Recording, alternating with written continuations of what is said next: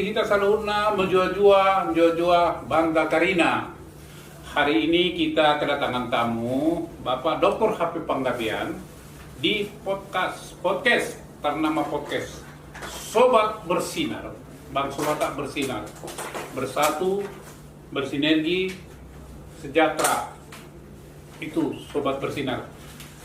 Di hadapan kita ini ada Pak Panggabean. Beliau ini kelahiran Sidikalang ini, ya teman-teman, kelahiran Sidikalang pada 1 Juli 1937. Ya Mang Panggabean. Lahir tahun 1937 ya. Iya. Lahir tahun 1937. Nah, beliau ini sejak tamat SMA langsung sudah menjadi ngurusan hukum. Ya, masalah hukum, dan beliau ini rajin menulis. Ada istilah atau pepatah orang Batak mengatakan, ini bahasa Batak ya Bapak Ibu,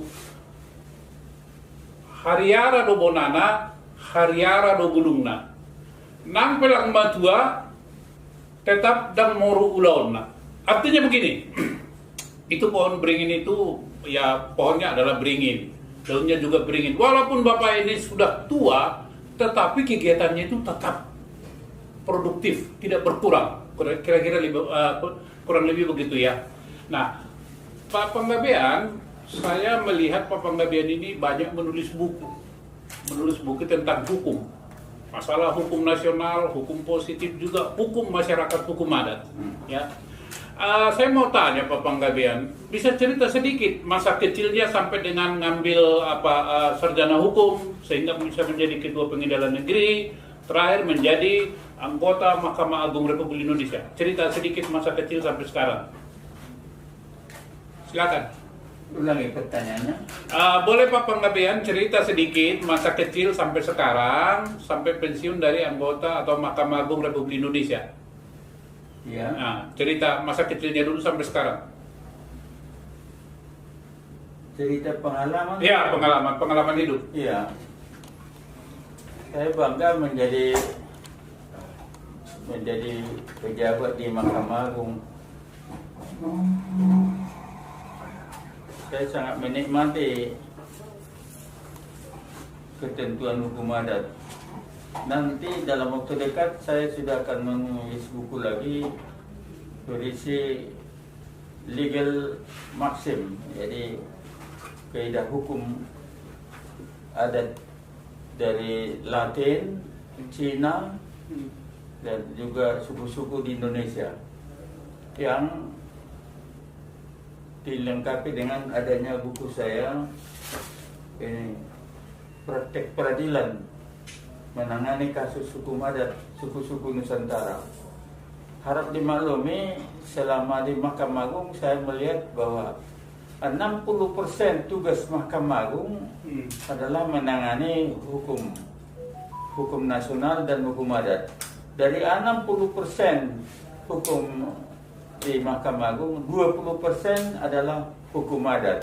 Inilah buku yang saya tulis, dan sebagai anggota masyarakat Batak, saya mengagumi adanya satu tulisan dari WKFS yang menyatakan bahwa tahun 32 dia menemukan 44 Raja Bius di Toba, 22 Raja Bius di Samosir, dan 12 Raja Bius di Silindung.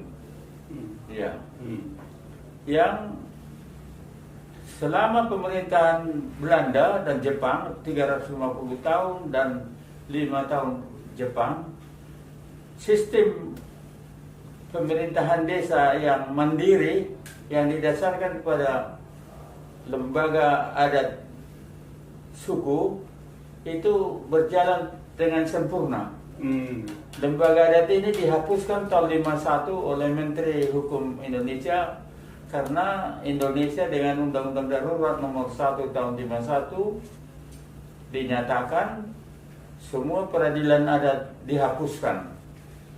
Nah, inilah problem dalam hati saya.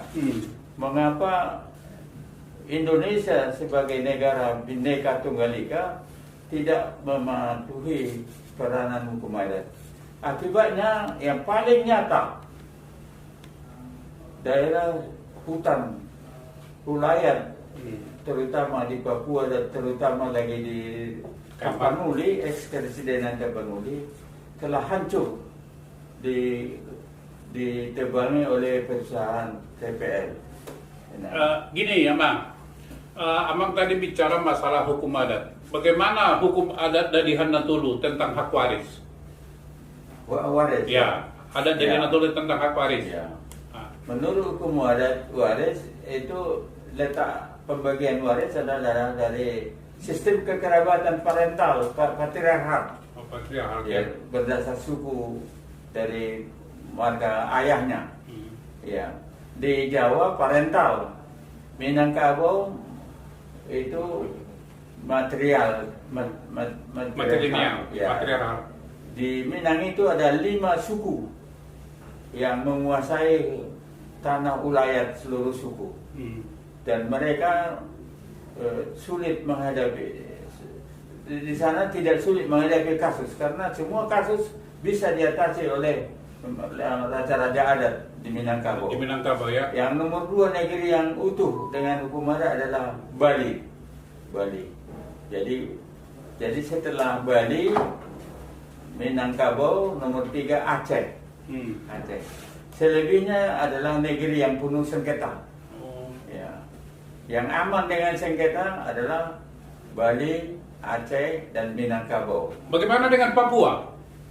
Papua berbagi dua. Berbagi dua. Ya.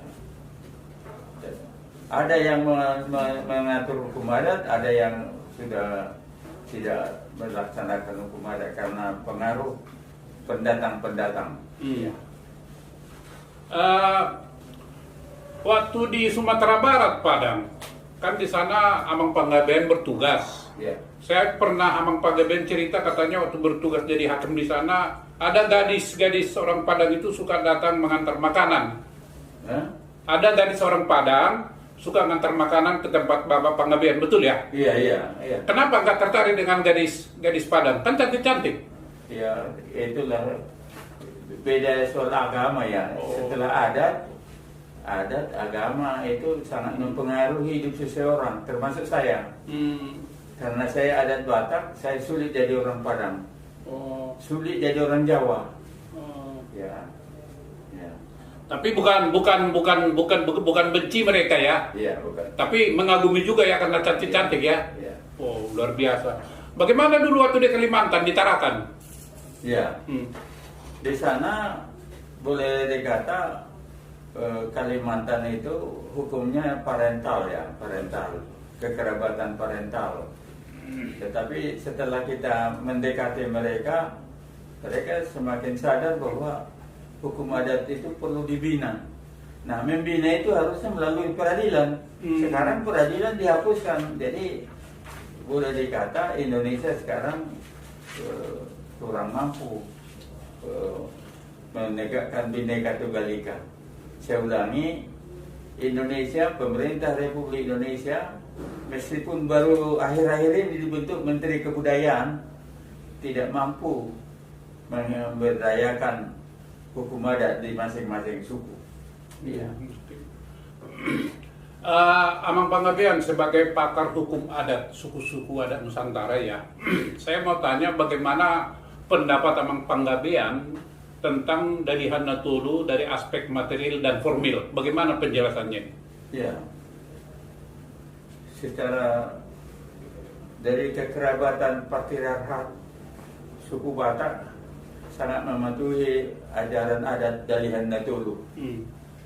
Dan ini juga berkembang dalam pemikiran pelaksanaan ajaran Injil. Jadi Nomensen pada masa sebelum dia wafat gagal menciptakan hukum adat karena hukum Kristen karena dia tidak mencampurkan mendekati hukum adat sebagai pendukung kemuliaan Tuhan. Ya, Nomensen. Jadi waktu itu masih sumur dengan dia itu Singamangaraja 12 masih hidup. Singamangaraja juga tidak mau mendekati Nomensen Ya. karena dia adalah pelaku adat, adat suku bangsa Batak yang diakui oleh raja-raja Minangkabau dan raja-raja dari Aceh. Ya, dia sangat dihargai.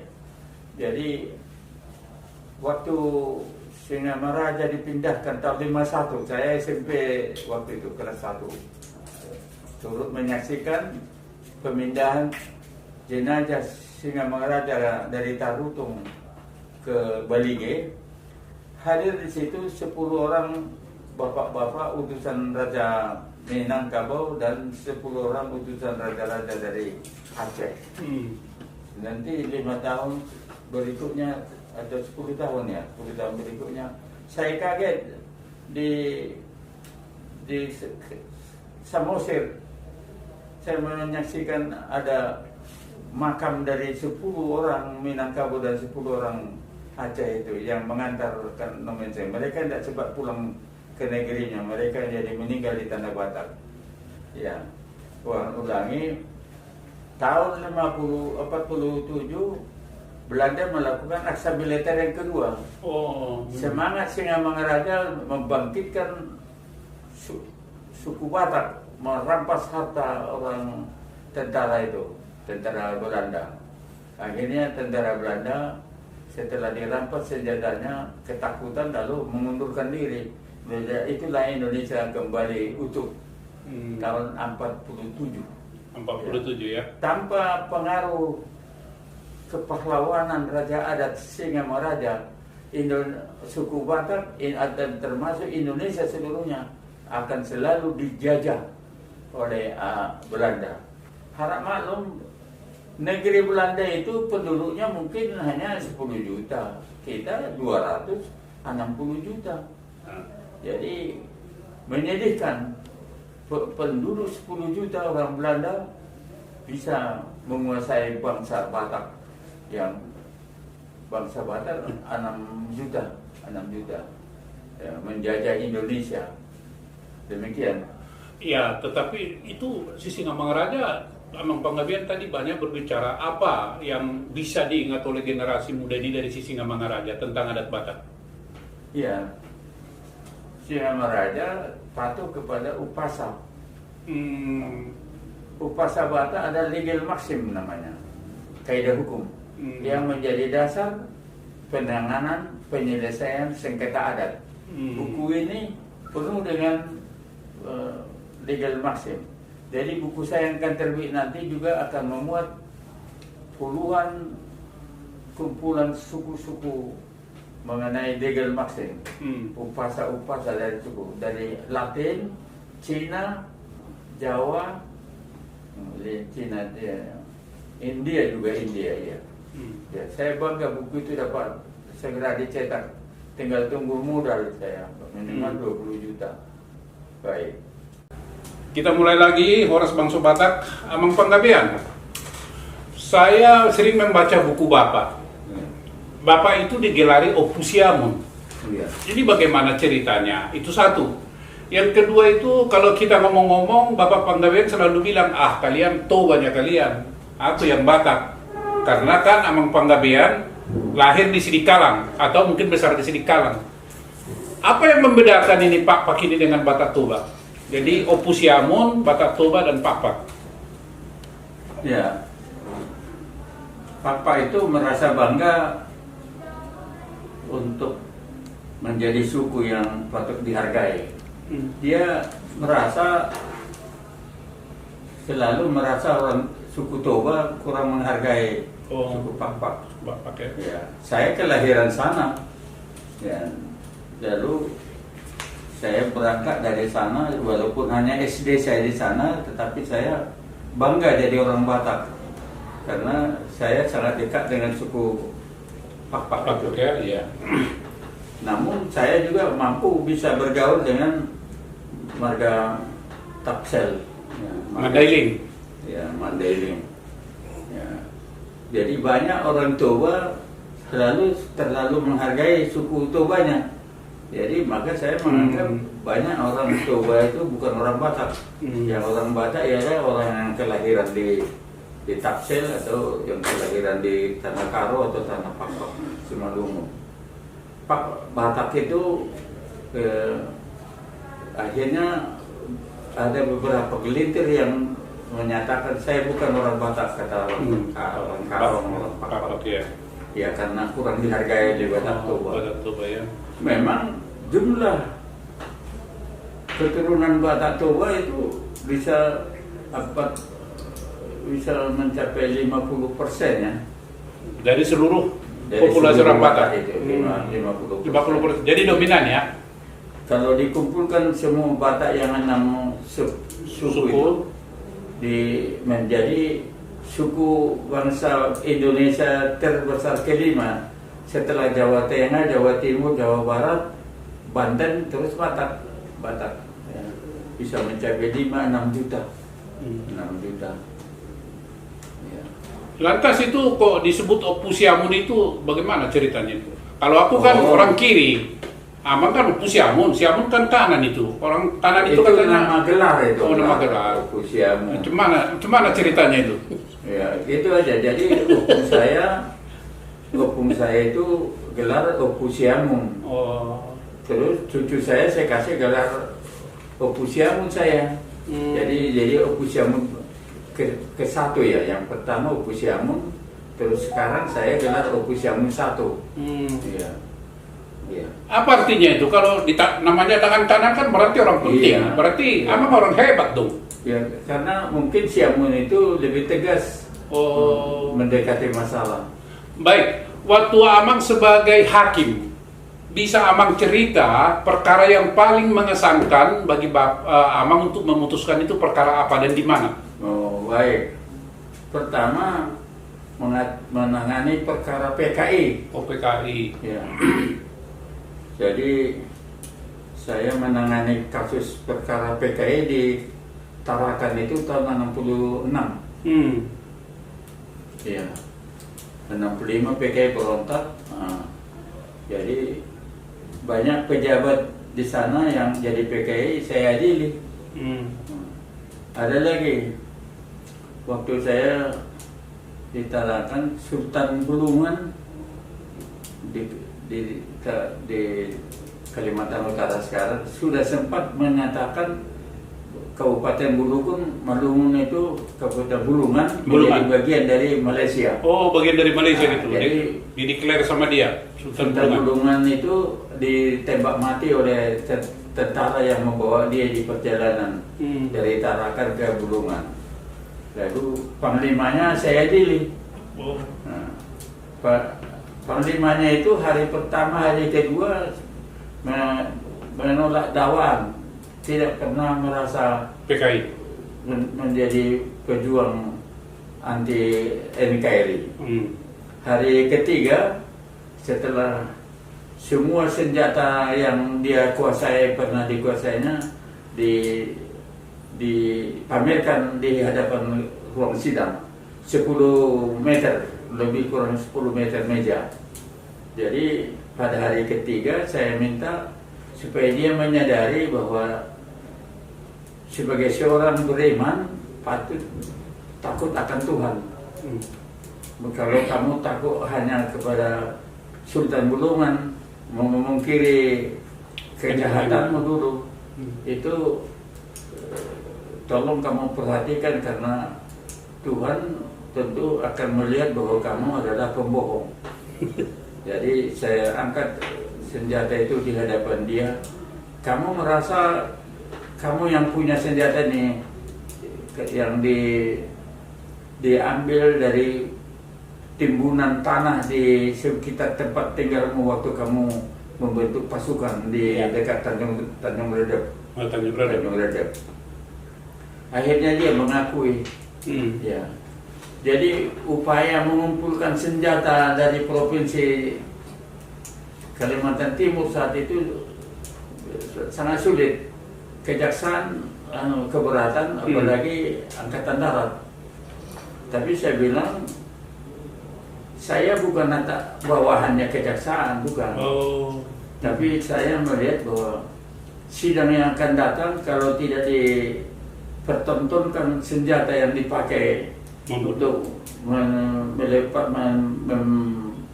melepaskan kabupaten ini menjadi bagian dari Malaysia.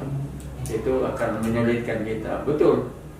Setelah 2 bulan senjata dikumpul dari seluruh wilayah, maka sidang pun pada hari ketiga saya suruh pameran.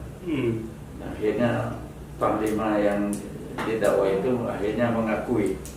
Waktu hari pertama, hari kedua bisa lebih 100 orang suku Bulungan menghadiri sidang. Pada hari ketiga begitu mendengar bahwa dia mengakui pelaku pemberontakan terus pada pulang. Ya, saya bangga itu. Wah, luar biasa. Bisa membuktikan ya, jadi memutuskan dengan adil gitu ya. Akhirnya mereka dihukum atau bagaimana itu Pak Panggabean? Dihukum atau bagaimana mereka jadinya? Dihukum atau divonis apa? Iya. Hukum mati atau seumur hidup? Seumur hidup ya? Seumur hidup. Oh, mereka nggak naik banding? Iya, saya nggak, selama hakim belum pernah hukuman mati, belum, seumur hidup. Seumur hidup itu waktu misalnya ditarakan penyelundup 3 kali nyelundup, udah seumur hidup. Ya, PKI ini PKI juga seumur hidup. Jadi yang ketiga ini Panglima yang pernah melepaskan diri dari NKRI menjadi negara Malaysia. Seumur hidup. Mati belum pernah saya hukum mati. Pak Panggabean, ini kita kembali lagi ke adat budaya Batak ya. Dapat dikatakan bahwa ketaatan warga Batak terhadap ajaran budaya Dalihan Natolu adalah suatu realitas sosial, ya kan, yang hidup. Bagaimana Abang Panggabean menjelaskan ini, baik dari para penulis lainnya, bahwa ketaatan warga Batak terhadap budaya Dalihan Natolu adalah suatu realitas sosial yang hidup. Bagaimana menurut Abang Panggabean? Di Eropa adat suku sudah nggak ada. Sudah individualis ya, di Eropa, sehingga di Eropa sangat umum seorang kakek umur 60, 70, 80 meninggal tidak dihadiri anak cucu. Begitu juga Manado, sudah individualis, tidak mengajarkan adat sukunya yang parental atau matriarkat itu, ya sudah meninggal tanpa dihadiri. Kalau orang Batak yang beradat, orang Minang yang beradat, kalau meninggal bisa hadir 2-3 kampung, 2-3 ya, kampung. Untuk ini yang melihat yang bisa menjadi dihadiri 200-300 orang. Ya. Menghormati seseorang yang meninggal, pernah hidup, meninggal dunia, memberikan berkat. Abang Panggabean, Abang ini kan selain banyak menulis buku hukum-hukum positif, juga menulis hukum adat, ya, hukum adat, utamanya di Batak. Ini bagaimana menurut Abang kalau dibikin ini hukum adat ini tertulis? Kalau sekarang belum ada gitu, khususnya untuk orang Batak. Hukum adat Batak itu legal maxim. Oh, legal maxim. Di antaranya di buku ini ada. Legal maxim itu. Ini ya, ini. Ya. Legal maximnya orang Batak itu menjadi kaidah hukum. Misalnya, menurut hukum adat Aceh, apabila seorang telah mempunyai sawah sekurangnya selama 25 tahun tanpa ada gangguan dari siapapun, maka karena pengaruh lamanya waktu, orang itu dapat dianggap sudah mempunyai hak milik atas sawah itu. Otomatis gitu ya? Iya. Lenyapnya hak pakai. Menurut hukum adat Karo di Kabanjahe, apabila seorang pria wafat tidak mempunyai anak lelaki dan punya anak wanita, maka berarti ia telah masak, tidak mempunyai penerus keturunan.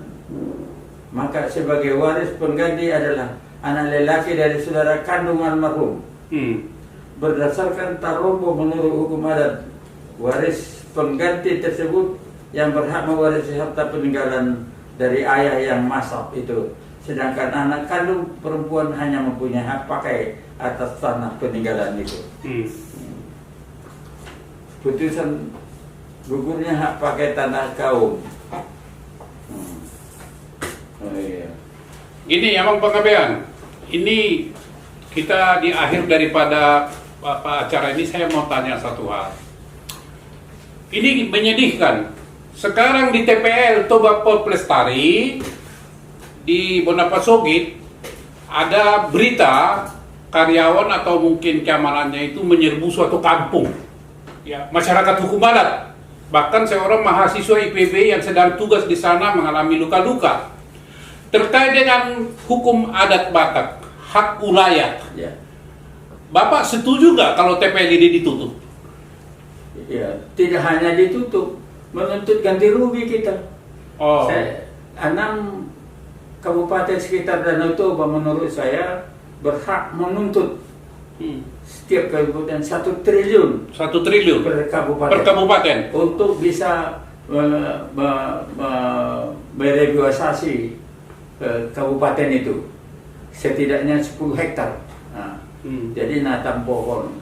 Ini ganda sirai tanggal 8 kami akan ke Samosir membawa bibit pohon. Tapi kalau itu nanti ditanam di tanah areal TPL kan nggak boleh, dilarang lagi, diusir nanti bapak-bapak. Kalau ditanam di areal TPL kan nggak boleh. Maka pertama SK Menteri Kehutanan dibatalkan. Terus si Tanoto yang menguasai tanah itu selama 40 tahun lebih, dari tahun 83 itu dihukum membayar ganti rugi untuk reboisasi, membuat waduk, karena hampir semua sawah Rusak ya? di Tapanuli sudah kering. Rusak ya? Iya, kering, dibiarkan oleh suku. Nah, syaratnya ini penting ini, tiap desa harus membentuk lembaga adat desa dulu menurut undang-undang desa. LAD ya? Lembaga Punguan per tahun. Lembaga adat desa LAD. Proses pembentukan LAD yang menguasai, yang berhak menguasai tanah adat atau hutan adat itu adalah LAD. 2 proses. Proses pertama membentuk Satker, lembaga adat yang terdiri dari utusan anak rantau sekitar 5-10 orang, utusan menghudat desa 5-10 orang.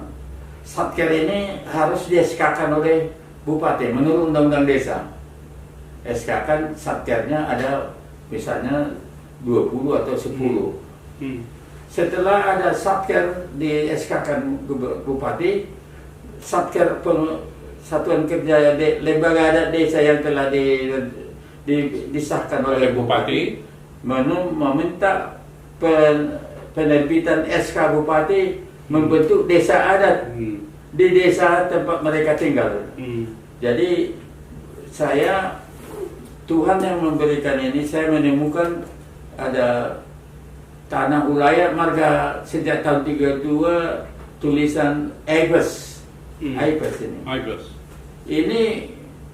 Ini saya banyaknya berapa halaman ini? Dari 193 sampai 232. 40 halaman. Ini saya dapatkan dari teman baik saya, Insinyur Bishop Sihan. Jadi dia senang lihat saya menaruh perhatian tentang tanah ulayat. Terus dia bilang, saya ada simpanan, saya berikan kepadamu. Terus saya muat ini. Waktu dia meninggal, saya kasih ke keluarganya. Ini hadiah dari ayahmu untuk bangsa Batak. Kalian kalau nggak pelajari ini, berarti kalian tidak menghargai bapakmu. Bishop Sihan. Itu kalau TPL itu bukan hanya ditutup, juga menuntut ganti rugi. Abang Panggabean bersedia menjadi pengacaranya? Tentu ya. Jangan saya sudah mulai terdaftar 100 orang. Tetapi yang berhak memberikan kuasa kepada saya untuk menggugat perkara ini adalah lembaga adat desa itu tadi. Jadi harus dibentuk dulu lembaga adat desa gitu ya, komunitas ya. Komunitas gitu ya. Jadi di kampungnya Ganda Sirait, di kampungnya Marhojot harus dibentuk dulu. Kita anak rantau harus membantu orang kampung. Jadi kalau misalnya LAD belum dibentuk, apakah ini tuntutan tidak bisa jalan? Tidak ada hak. Tidak ada hak. Jadi kuncinya bentuk LAD dulu ya. Jadi percuma ya. Jadi sekarang banyak orang mau bicara menuntut TPL, tapi dia tidak mengerti hukum adat. Memalukan. Memalukan ya. Memalukan. Jadi kalau orang Ambon bilang pacuma, Ya. pacuma kata orang ini bicara begini, bagana, bagono, tapi senada itu elade, pacuma sudah tuang Allah. Betul itu. Jadi bersedia Bapak ya. Ya. Jadi teman-teman Horas Bangso Batak dimanapun ada sekarang ini adalah pesan Kita daripada sudah sejak 2015 rapat di Golok Rawamangun. 2015. Sampai sekarang 99% kepala desa di kampung kita mengkorup dana desa 1,5 M per tahun. Dikorup, dibiarin. Kalian anak rantau juga membiarin. TPR juga gitu. Habis hutan dibabat, dia kaya raya si Tanoto itu, tapi tidak merasa perlu membentuk lembaga adat dulu. Yang berhak menuntut itu adalah lembaga adat desa. Jadi itu kata kuncinya di sini ya. Wujud ada, ganda ada, kamu ada, saya 4. Ya. Saya nggak tahu ini 4 kita membantu. Saya di kampungmu ikut boleh, ikut untuk jadi satker, satuan kerja lembaga adat. Setelah satker disahkan bupati, maka LAD meminta bupati menerbitkan SK pembentukan desa adat yang pernah ada di zaman Belanda. Zaman Belanda. Ya, itu tulisannya Efes ada di sini. 40 halaman di buku saya. Jadi praktis belum ada orang Batak menghargai saya, nggak dihargai. Dianggap saya bicara bohong, hukum adat kosong. Padahal Opusiamun ya, Opusiamun kan layak dihargai, tapi banyak orang Batak tidak menghargai. Apa sebab? Iya. Apa pasal itu Amang? Kok apa menghargai? Macam mana pula itu? Dia merasa tanpa kan 350 tahun penjajahan Belanda, 5 tahun Jepang, sistem desa adat itu mandiri berjalan terus. Nanti tahun 51 baru dihapuskan lembaga adat desa itu. Yang ada di Indonesia hanya 3. Di desa dinas ya? Bali, Aceh, sama Minangkabau. Sana makmur. Meskipun di Bali 20% tanahnya sudah diambil orang Cina, orang luar. Orang luar lah. 20% tanahnya. Di Aceh masih utuh. Di Minangkabau utuh. Tanahnya itu nenek moyang punya, itu pusaka tinggi namanya. Di Bunapasogit gimana? Runtuh atau utuh? Di Bunapasogit kita? Oh, runtuh atau tepel tadi yang sudah bikin runtuh? Iya, sawahnya nggak ada air lagi. Jadi ini teman-teman seluruh dunia ya. Inilah. Jadi ini ganda Sirait ini nggak tahu ini apa benar gak? Kalau dia menyediakan 1 miliar bibit pohon. Wih. Bukan 100 biji. Dari saya 500.000. Ya. Kalau 1 miliar semua. Jadi saya kalau bisa kita dukung, kita berangkat bantu dia. Iya. Samosir kita bikin dulu subur. Kalau bisa menyuburkan Samosir, luar biasa berkat Tuhan untukmu. Tapi LAD itu dibentuk dulu ya, itu dulu ya, baru ini. Iya, untuk menggugah. Nah, untuk nanam pohon itu kita memang mendatangi supaya diterima itu. Oke. Jadi Bangso Batak dimanapun Anda berada sekarang dan mendengarkan percakapan ini adalah percakapan awal. Kita nanti akan berlanjut lagi berbincang-bincang dengan beliau karena beliau adalah pakar hukum positif, hukum adat, hukum apa saja. Ya, juga menulis buku yang terakhir saya baca itu masalah Sumpah Pemuda dalam rangka Indonesia tahun 2045 ya. Iya. Oh, ada bukunya itu, buku beliau tahun 2004. Jadi setiap tahun ini Amang Panggabean ini menulis buku setiap tahun. Dan saya pernah ingat beliau ini adalah ketua Nulis buku 6 bulan. 6 bulan. Dan biaya cetak buku bisa 20 juta. Nah, dan dia uang sendiri tuh. Kamu pernah berjasa nggak di bangsamu? Tidak, berarti kamu penipu bangsa. Penipu bangsa. Bisa dituntut ya? Penipu. Wah, penipu. Untung ada Tuhan bisa mengampuni. Jadi menurut saya umurmu nggak panjang. Panjang. Saya masih panjang. Sekarang 88. Masih bawa mobil sendiri ya, Mang? Ya masih ini. Wah, luar biasa ya. Masih setir sendiri, umur 88 tahun ya. Beliau harus kita dukung lah ya, umur panjang. Saya ingat ini Amang ini ya, kalau di organisasi namanya beliau ini adalah Ketua Umum Masyarakat Hukum Adat Nusantara. Kalau beliau berbicara, kalau kita nggak menulis, marah dia. Kenapa Amang marah kalau orang tidak menulis gitu? Kalau Amang lagi bicara dalam rapat orang tidak menulis gitu, Amang kan menegur. Kenapa? Apa manfaat menulis begini tuh? Apa manfaatnya harus menulis? Manfaat? Menulis. Kan kalau Amang ngomong di rapat, harus tulis dong. Apa manfaatnya? Iya. Memuaskan hati saya supaya orang Batak itu mengerti dirinya siapa. Oh, supaya tahu diri gitulah ya. Jadi bantu kalau kamu HKBP, tolong gerejamu keberadaan HKBP keberadaan tulis bahasa Latin Batak. Aksara Batak ya. Ya.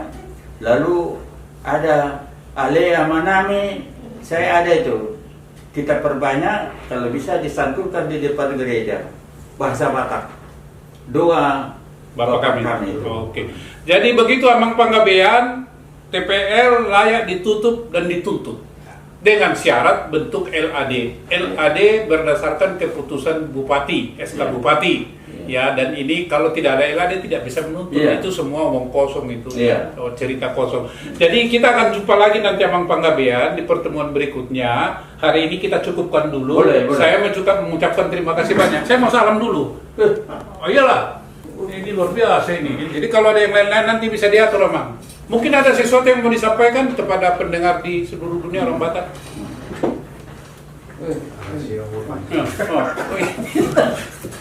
Amang mau ngomong nggak? Ada pesan nggak? Kita mau akhiri pembicaraan ini. Dikembangkanlah lembaga adat desa itu. Kembangkan. Kamu harus turut bertanggung jawab. Dan saya ikut di kampungmu ini jadi satker. Saya bersedia atas biaya sendiri. Ya. Jadi kita bentuk satker dulu, SK Bupati satker, baru LAD itu minta SK Bupati menghidupkan kembali desa adat mandiri. Desa adat mandiri itu 3, perangkat desa, badan perwakilan desa, sama kerapatan adat negeri. Jadi ada sengketa di kampung diselesaikan di dalam. Tidak harus langsung ke polisi ya, dikit-dikit polisi gitu ya. Dan menurut hukum adat, tolong dicatat, yang berhak mengelola tanah ulayat atau hutan ulayat adalah lembaga adat desa. Nah itu teman-teman bukan yang ingat. Kamu karena mantan hakim atau kamu mantan bupati, wartawan terkenal, tidak. LAD yang berkuasa menguasai tanah ulayat. Hutan ulayat ya. Baik. Jadi mukamu nggak ada artinya di kampung kita menurut hukum adat. Jadi ya harap selama kamu tidak bersedia membuat satker, umurmu saya hitung 60 habis. Asur Bumi Belawan. Baik, Amang Panggabean, terima kasih banyak ya. Kita jumpa kembali di pertemuan berikutnya. Tetap ikutin Ternama Podcast Sobat Bersinar. Bye-bye.